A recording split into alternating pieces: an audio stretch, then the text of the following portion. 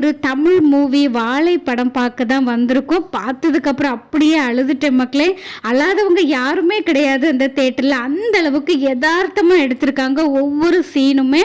அதுவும் 80-90 உள்ள பிள்ளைங்களோட வாழ்க்கை வரலாறு எப்படி இருக்கும் அப்படின்னு சொல்லிட்டு தான் அந்த படத்தில் காமிச்சிருப்பாங்க.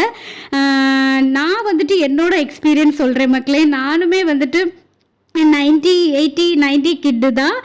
நானுமே வந்துட்டு படிக்கும்போதே வந்துட்டு எங்களுக்கு வயல் உண்டு. வயலுக்கெல்லாம் வந்துட்டு நம்ம களை பறிக்க போயிருக்கோம், வயல் அறுக்கிறதுக்கு போயிருக்கோம், உரசமுக்கு போயிருக்கோம். அது மாத்திரம் இல்லை, வீட்டில் மாடெல்லாம் இருக்குது. அப்போ மாடெல்லாம் மேய்க்கணும், புல் அறுக்கணும். அப்படியெல்லாம் நம்ம ஸ்கூல்லேருந்து லீவெல்லாம் விடுவாங்க பார்த்தீங்களா, அப்போல்லாம் அம்மாக்கெல்லாம் ரொம்பவே நம்ம ஹெல்ப் பண்ணியிருக்கோம். ஏன்னா அந்த பிள்ளைங்களுக்கு, அந்த கிராமத்தில் உள்ள பிள்ளைங்களுக்கு அம்மா அப்பாவோட கஷ்டம்னா என்னன்னு தெரியும், பசினா என்னன்னு தெரியும், பட்டினினா என்னன்னு தெரியும். அந்த அளவுக்கு தான் மக்களே நாங்கள் அடிமட்டத்திலிருந்து தான் நாங்கள் இன்னைக்கு இந்த அளவுக்கு ரீச்